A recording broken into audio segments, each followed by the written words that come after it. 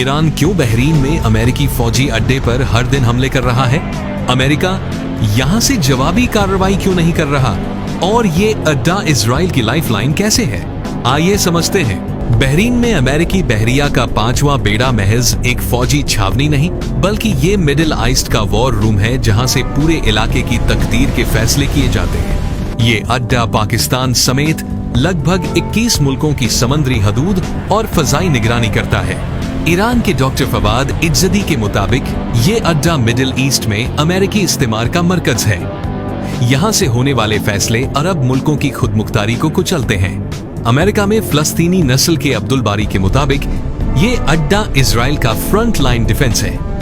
इसकी मौजूदगी का मकसद इजराइल का तहफ़्फ़ुज़ है। 5वां बेड़ा इजराइल और अरब मुल्कों के दरमियान फौजी ताउन का पुल है, जिसकी वजह से इब्राहिमी मुआहिदों जैसे सियासी फैसले मुमकिन हुए। इस अड्डे के बिना अमेरिका मिडिल ईस्ट में महज एक तमाशा ही रह जाएगा, और फिर यहाँ के फैसले चीन और रूस करेंगे। जंग के पहले दिन ड्रोन से इंटरसेप्ट मिसाइल का जखीरा कम करवाया, दूसरे दिन डेटा सेंटर को नुकसान पहुंचाया, और सबसे अहम कामयाबी रडार सिस्टम पर कामयाब हमला करके अमेरिका को अंधा कर दिया। तीसरे दिन तेल के डिपो को उड़ा दिया गया और एक अमेरिकी डिस्ट्रॉयर जहाज को निशाना बनाया गया। फिर चौथे दिन एयरफील्ड और बंदरगाह और फौजियों की रिहायशी इमारत पर कामयाब हमला किया गया। जब ईरान के करीब इतना बड़ा बहरी अड्डा मौजूद है, तो फिर अमेरिका जवाबी कार्रवाई यहाँ से क्यों नहीं कर रहा? ईरान के पास दुनिया का सबसे बड़ा नेवल माइन का जखीरा है। अगर अमेरिका ईरान के साहिलों या बहरी असासों पर बड़ा हमला करता है, तो ईरान आबनाए होर्मुज में हजारों स्मार्ट बारूदी सुरंगें बिछा देगा, जिससे अरबों डॉलर के अमेरिकी जहाज डूबेंगे। अगर अमेरिका जंग जीत भी जाए, तो उसे माइन क्लियर करने में कम से कम 6 महीने लगेंगे, यानी आबनाए होर्मुज जंग में भी बंद होगा और उसके बाद भी मुकम्मल बंद रहेगा, जो आलमी माशियत यानी अमेरिका की मौत है। एक भी ड्रोन अगर यहाँ मौजूद अरबों डॉलर के तैयारा बरदार जहाज को हिट कर दे, तो ये अमेरिका के लिए बहुत बड़ी सियासी और फौजी शिकस्त होगी। इब्राहिम लिंकन दौर था, उसकी तबाही दुनिया से छुपा सकता है, ये नहीं छुपा सकता। ये पूरी दुनिया देखेगी। और सबसे बड़ा खौफ है ईरानी हाइपरसोनिक मिसाइल, जो 2 से 3 मिनट में यहां पहुंचते हैं।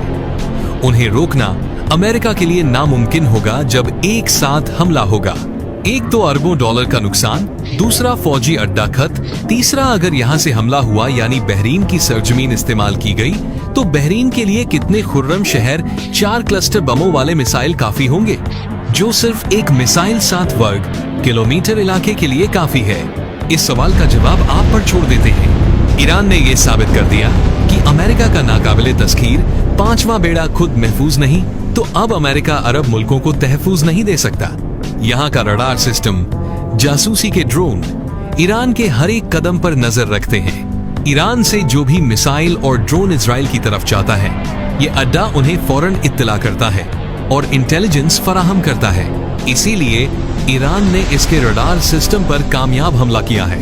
ईरान बहरीन को ये यकीन दिला रहा है कि ये बहरी अड्डा आपकी हिफाजत के लिए नहीं, बल्कि इजराइल के तहफ़्फ़ुज़ के लिए है। जब 5वां बेड़ा अपने दिफा में मसरूफ हुआ, तो इजराइल को मिलने वाली इंटेलिजेंस और मिसाइल डिफेंस सपोर्ट कमजोर पड़ गई, जिसका फायदा उठाकर ईरान ने इजराइल के अंदर नेवातिम अड्डा और मोसाद के मरकज को कामयाबी से हिट किया। ईरान के हमलों से रडार, फ्यूल डिपो, 2 डिस्ट्रॉयर, एक के डॉक को और दूसरे को बहरे अहमद में रडार और कम्युनिकेशन सेंटर को हिट किया गया। तमाम नुकसान तकरीबन 450 मिलियन डॉलर है। जहाजों के ईंधन, तनख्वाहें और गश्त से अमेरिका को 150 मिलियन डॉलर का खर्च हुआ है, और ईरानी सस्ते ड्रोन को इंटरसेप्ट मिसाइलों से रोकने के लिए 600 मिलियन डॉलर से ज्यादा का खर्च आया है, यानी तकरीबन 1.2 अरब डॉलर का नुकसान सिर्फ 5 दिनों में। ईरान का मकसद अमेरिका को जंग में हराकर मुकम्मल तबाह करना नहीं, बल्कि उसे दिवालिया करना है। वो सस्ते हथियारों से अमेरिका के महंगे तरीन दिफाई निजाम को माशी तौर पर निचोड़ रहा है।